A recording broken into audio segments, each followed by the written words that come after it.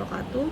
Perkenalkan, nama saya Wina Putri Nabila dengan NIM 21101055 dengan prodi Administrasi Publik. Nah, di sini saya akan menjelaskan materi mengenai governance digital. Baik, kita masuk ke pemateri pertama, yaitu revolusi teknologi informasi dan komunikasi. Nah, di sini kalian harus mengetahui teknologi komunikasi itu merujuk pada berbagai alat, sistem, lalu metode yang digunakan untuk mengirim, menerima, dan memproses informasi antara baik individu ataupun kelompok. Nah, pada dasarnya teknologi tersebut tuh mencakup segala sesuatu yang memfasilitasi pertukaran pesan baik dalam bentuk suara, teks, gambar, atau video. Nah, hal ini meliputi perangkat keras seperti telepon, komputer, dan satelit, serta perangkat lunak seperti aplikasi melalui email atau platform media sosial dan lain sebagainya. Nah, di era digital ini, teknologi komunikasi telah meluas dan mencakup berbagai bentuk inovasi, seperti misalnya internet.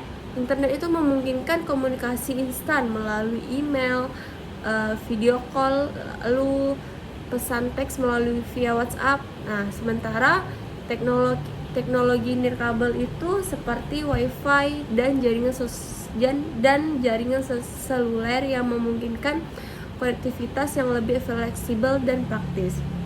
Nah, lalu teknologi komunikasi itu juga mencakup infrastruktur yang mendukung transmisi data seperti kabel serat optik dan menara pemancar. Nah, teknologi komunikasi telah mengalami evaluasi yang sangat signifikan sejak masa lalu, membawa kita dari metode komunikasi yang sederhana hingga inovasi digital yang canggih saat ini. Nah, bagaimana sih perkembangan teknologi yang terjadi pada masa ke masa? Nih, saya kasih tahu ya. Yang pertama itu Johannes Gutenberg. Nah, Johannes Gutenberg itu merupakan seorang pengusaha penemuan asal Jerman yang mengembangkan metode pertama menggunakan huruf cetak yang bergerak, seperti ya itu tadi mesin cetak, ya kan. Mesin cetak merupakan gabungan dari berbagai penemuan dan inovasi. Nah, lalu yang kedua, Alexander Graham Bell. Kalian mestinya udah nggak asing lagi lah ya nama ini ya, Alexander Graham Bell. Beliau mengembangkan telepon yang memungkinkan komunikasi secara langsung melalui kabel. Nah, hal ini membuka era baru dalam interaksi jarak jauh yang menghubungkan orang-orang dengan cara lebih praktis, yang bisa misalnya untuk komunikasian dari luar daerah, luar negeri, atau ya lain sebagainya lah gitu ya, bisa secara telepon. Lalu yang ketiga itu penemuan radio dan televisi. Nah, hal ini memungkinkan penyebaran informasi secara massal dan real time. Nah, radio ini menawarkan siaran radio langsung, sedangkan televisi menambah dimensi visual pada komunikasi. Konsep governance merupakan paradigma baru dalam pengelolaan pemerintahan yang melibatkan 3 pilar, yaitu pemerintah, sektor swasta, dan masyarakat. Nah, governance berbeda dengan government. Ya, governance berbeda dengan government. Nanti kita masuk ke pengertian government dan governance. Nah, adapun prinsip-prinsip good governance yang dapat diterapkan dalam tata kelola pemerintah, antara lain yaitu ada kepentingan publik, partisipasi dan keterlibatan, kepemimpinan yang efektif, keadilan, efisiensi dan efektivitas, ketertiban dan kestabilan, dan masih banyak lagi ya. Nah, Konsep governansi juga dapat diimplementasikan melalui e-government, yaitu dengan cara layanan yang memanfaatkan Information and Communication Technologies atau ICT untuk meningkat hubungan antara pemerintah, swasta, dan negara. Sebelumnya, ada yang tahu nggak digital itu apa? Digital adalah penggunaan teknologi untuk menyimpan, memproses, dan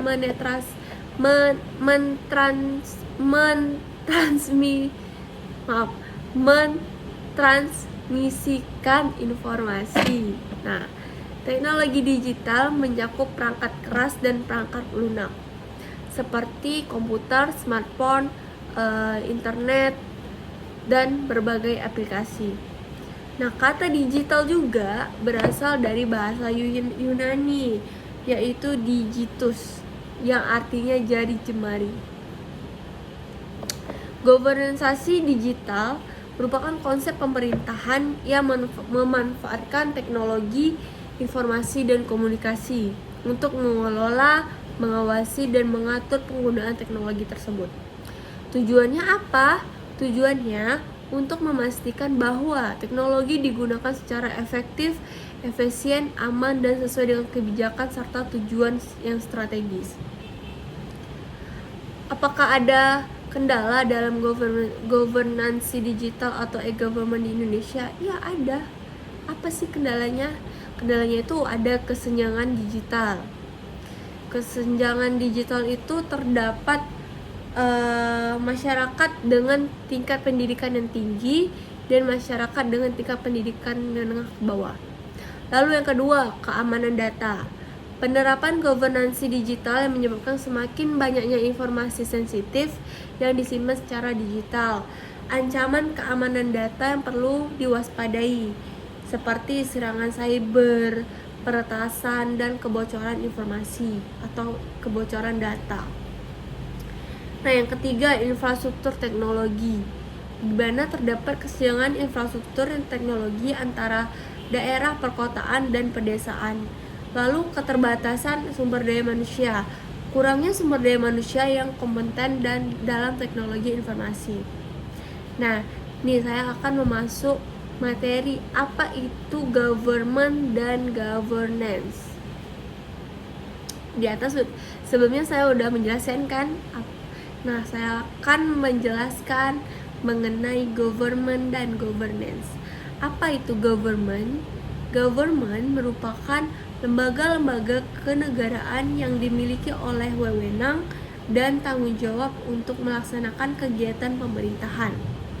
Government juga dapat diartikan sebagai entitas yang menyelenggarakan kekuasaan pemerintahan dalam suatu negara. Selanjutnya, apa itu governance?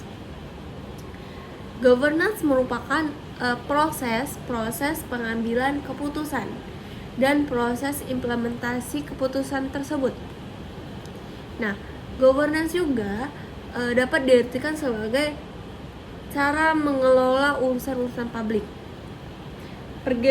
Pergeseran paradigma dari government ke governance berdampak pada pemerintah yang tidak lagi memegang monopoli dalam penyelenggaraan negara. Seperti apa pemerintahnya? Pemerintah harus berbagi peran dengan sektor swasta dan masyarakat, yaitu kepemerintahan yang baik atau bisa disebut good governance. E-government atau pemerintahan elektronik merupakan upaya pemerintah untuk meningkatkan pelayanan publik dengan memanfaatkan teknologi informasi dan komunikasi dengan bertujuan meningkatkan efisiensi, efektivitas, transparansi, dan akuntabilitas, memperbaiki kualitas pelayanan, merubah pola hubungan antara pemerintah dengan masyarakat, sektor swasta, dan lembaga. Adapun tingkat pengembangan e-government di Indonesia dapat diukur dari beberapa aspek, seperti peringkat global. Peringkat global pada tahun 2020 Indonesia ini berada di peringkat ke-88 dari 193 negara dalam implementasi sistem pemerintah yang berbasis elektronik. Lalu yang kedua, score e-government. Indonesia memiliki score e-government yang berada di atas rata-rata dunia, regional Asia dan regional Asia Tenggara. Yang ketiga, of Open Government Data Index atau OGDI. Indonesia berada di grup very high OGDI level dengan skor 0,914. Tahapan pengembangan e-government di Indonesia dapat dibagi menjadi beberapa tingkat, yaitu tingkat persiapan, pematangan, pemantapan, dan tingkat pemanfaatan. Bagaimana sih tingkat persiapan itu? Ya kan? Nah, tingkat persiapan itu meliputi pembuatan situs informasi di setiap lembaga. Lalu, tingkat pematangan. Tingkat pematangan meliputi pembuatan situs informasi publik yang interaktif. Nah, tingkat pemantapannya itu gimana lagi? Tingkat pemantapan meliputi pembuatan situs transaksi pelayanan publik. Lanjut ke pengembangan e-government. Pengembangan e-government merupakan upaya meningkatkan kualitas layanan publik dengan memanfaatkan teknologi informasi secara optimal. Adapun beberapa strategi pengembangan e-government di Indonesia antara lain menata sistem dan proses kerja pemerintah secara holistik, mengembangkan sistem pelayanan yang andal, terpercaya dan terjangkau, meningkatkan peran serta dunia usaha, mengembangkan industri telekomunikasi dan teknologi informasi.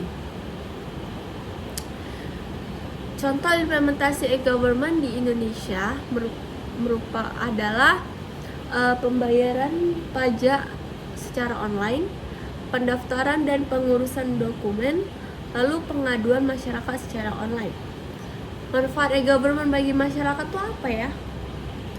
Manfaatnya bagi masyarakat memungkinkan warga untuk memantau kegiatan pemerintah, meningkatkan akuntabilitas public figure, memastikan bahwa hukum dilaksanakan secara ketat oleh pemerintah. Adapun tantangan yang dihadapi oleh governance merupakan yaitu kompleksitas arsitektur yang dalam aplikasi, faktor administratif, hukum kelembagaan dan teknologi, lalu kelemahan keamanan seperti spoofing, tampering, repudiation, disclosure, dan kejahatan dunia maya lainnya. Adapun 4 model pada e-government ada G2C, Government to Citizen. Government to Citizen model yang memungkinkan warga negara untuk mengakses layanan publik secara online, seperti pembuatan kartu identitas, pembayaran pajak, perpanjang SIM, perpanjang paspor. Nah, hal ini membantu meningkatkan efisiensi dan transparansi, serta memberikan kenyamanan bagi warga dengan mengurangi birokrasi yang berbelit. Lalu yang kedua, government to business, G2B ya. Nah, melalui G2B, pemerintah menyediakan layanan bagi bisnis seperti pengajuan izin usaha, tender pemerintah, atau pembayaran pajak bisnis. Hal ini membantu menciptakan lingkungan bisnis yang lebih kondusif dan transparan. Lalu yang ketiga, G2G, government to government. G2G ini melibatkan komunikasi dan kolaborasi antara lembaga pemerintah untuk meningkatkan koordinasi dan efisiensi operasional. Hal ini mencakup pertukaran data, sumber daya, serta koordinasi kebijakan.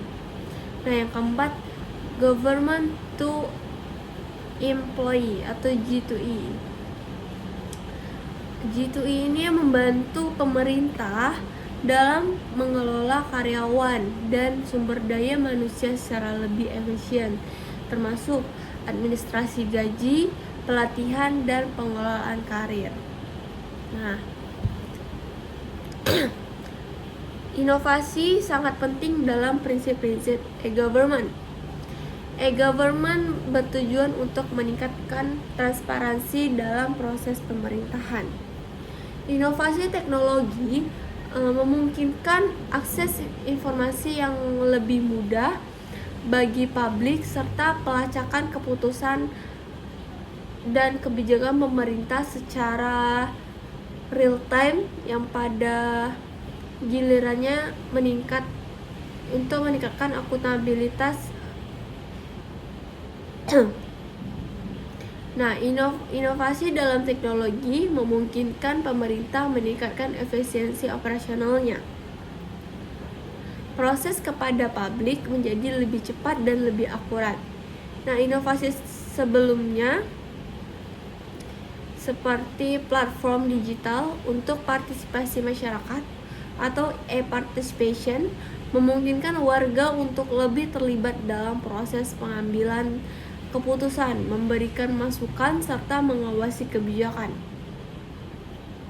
Tanpa inovasi, e-government bisa tertinggal dan tidak mampu memenuhi kebutuhan masyarakat modern yang semakin digital saat ini. Adapun pemanfaatan digital governance dalam tata kelola pemerintahan yang memiliki pertama, penggunaan teknologi digital memungkinkan proses birokrasi yang lebih cepat, efisien, seperti e-government yang memanfaatkan platform digital untuk mengelola data dan layanan publik. Yang kedua, teknologi digital yang memungkinkan pelayanan publik dilakukan secara online, serta pembayaran pajak, pengajuan izin, atau akses terhadap dokumen resmi. Nah, yang ketiga, dengan pemanfaatan digital governance, pemerintah dapat bekerja lebih responsif terhadap tantangan global saat ini, seperti pandemi atau perubahan iklim, dengan solusi yang lebih inovatif dan berbasis teknologi. Nah, tadi pemanfaatan digital governance dalam tata kelola pemerintahan ya. Nah, sekarang pemanfaatan digital governance pemerintah dalam bidang ekonomi. Oke. Yang pertama, digital governance mendorong pertumbuhan ekonomi digital dengan menyediakan infrastruktur dan regulasi yang mendukung pengembangan bisnis berbasis teknologi. Lalu yang kedua, digital governance juga bisa membantu mengidentifikasi kebutuhan pelatihan dan keterampilan di sektor ekonomi melalui sistem berbasis data, mendorong pemerintahan untuk merancang program pendidikan dan pelatihan yang lebih tepat sasaran. Nah, yang ketiga, melalui sistem perpajakan digital, pemerintah bisa meningkatkan kepatuhan pajak dan efisiensi pengumpulan pajak. Nah, digital governance merujuk pada penggunaan teknologi digital dalam pengelolaan pemerintah dan layanan publik. Maaf ya. Hal ini mencakup penerapan sistem informasi, platform digital, dan analitik data. Lalu, dengan mengintegrasikan teknologi baru, pemerintah dapat merespon kebutuhan masyarakat secara lebih cepat dan efektif, serta mendorong kolaborasi antara sektor publik dan sektor swasta. Nah, inovasi dalam digital governance mencakup penggunaan e-government seperti platform interaksi digital dan analitik data untuk memahami kebutuhan masyarakat. Nah, demokrasi elektronik kolaborasi adalah sistem politik yang memungkinkan pemangku kepentingan pemerintah seperti polisi, partai, menteri, anggota parlemen.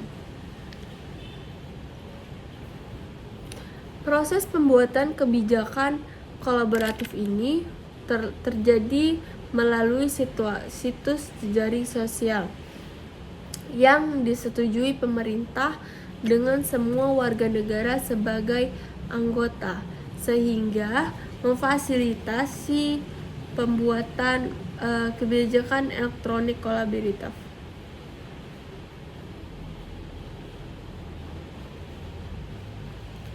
Lalu, menurut Michael Golage menyarankan bahwa dapat menjadi alat yang ampuh yang dapat digunakan untuk meningkatkan kualitas pengambilan keputusan.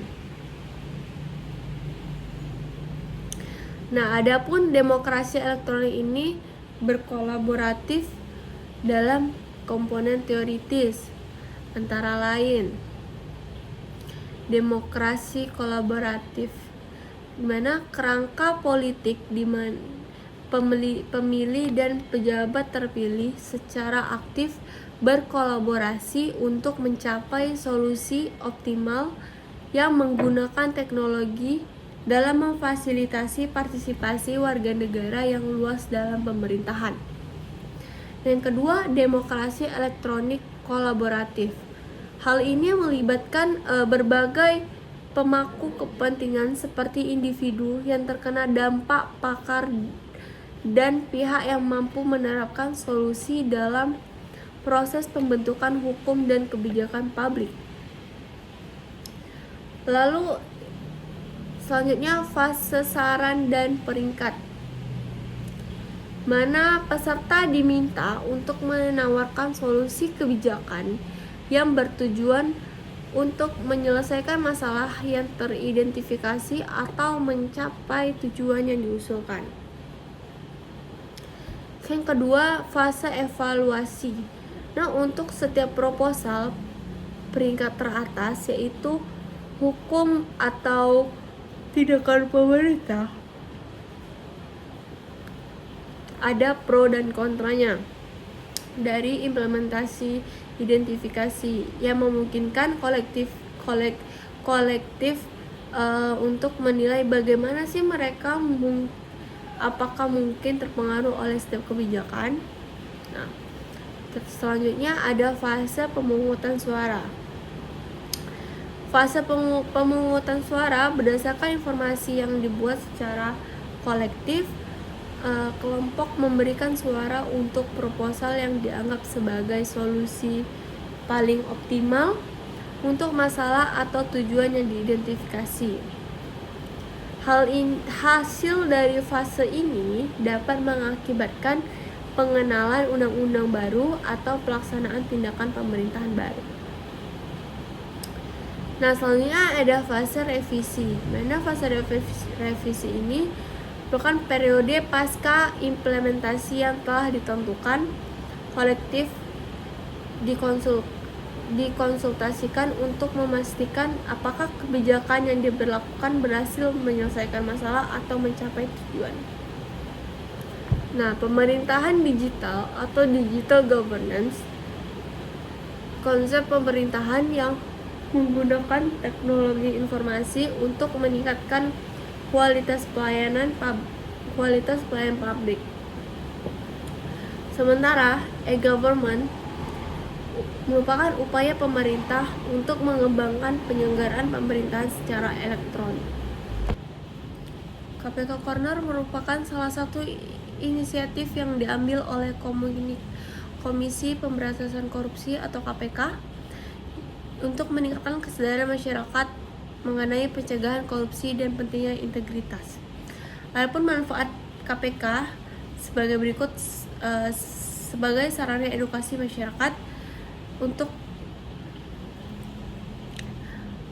tentang bahayanya korupsi dan cara pencegahannya.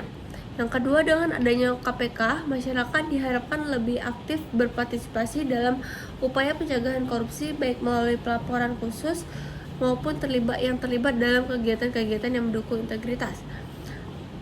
Yang ketiga, sebagai wadah untuk membangun jaringan antara KPK dan masyarakat, termasuk lembaga-lembaga pendidikan, organisasi masyarakat sipil, dan sektor swasta dalam upaya bersama melawan korupsi. Apakah ada fungsi KPK Corner? Ya, ada. Fungsi KPK Corner meliputi sebagai pusat informasi yang menyediakan berbagai materi edukasi seperti brosur, poster, dan buku tentang pencegahan korupsi. Yang kedua, melaksanakan kampanye kesadaran tentang korupsi, termasuk kegiatan yang melibatkan anak muda dan pelajar.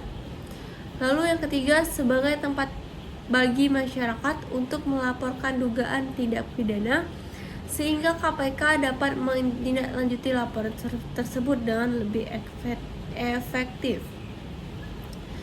Selanjutnya, governance digital dapat berpengaruh kepada KPK. Ya, governance digital dengan memanfaatkan teknologi informasi dan komunikasi dapat meningkatkan efisiensi kerja KPK dalam menjalankan tugasnya, yaitu dengan memungkinkan pengawasan terhadap transaksi keuangan, dokumen, atau aktivitas yang berpotensi korupsi menjadi lebih mudah dan cepat melalui sistem yang terintegritas. Sistem yang terintegritas seperti memungkinkan masyarakat dan KPK untuk mengakses data keuangan negara, meminimalkan ruang untuk praktek korupsi. Lalu, mengidentifikasi mendorong keterlibatan masyarakat dalam pemberantasan korupsi. Nah, adapun governance digital dengan pihak swasta. Governance digital berhubungan erat dengan pihak swasta melalui peningkatan transparansi, efisiensi, dan akuntabilitas dalam interaksi antara pemerintah dan bisnis. Adapun keuntungan dan kelemahannya. Nah, untuk keuntungannya, meningkatkan aksesibilitas layanan untuk memudahkan transaksi seperti pendaftaran maupun pembayaran pajak. Kedua, mengurangi biaya administrasi, mempercepat proses birokrasi, dan meningkatkan kualitas pelayanan. Namun dalam kelemahannya, ketidakmerataan akses internet dapat menghambat implementasi. Nah, yang kedua, masalah keamanan data dan privasi yang dapat mengancam kepercayaan pengguna. Nah, itu aja materi dari saya mengenai governance digital. Bila ada salah, mohon maafkan. Wabillahi taufiq wal hidayah. Wassalamualaikum warahmatullahi wabarakatuh. Terima kasih.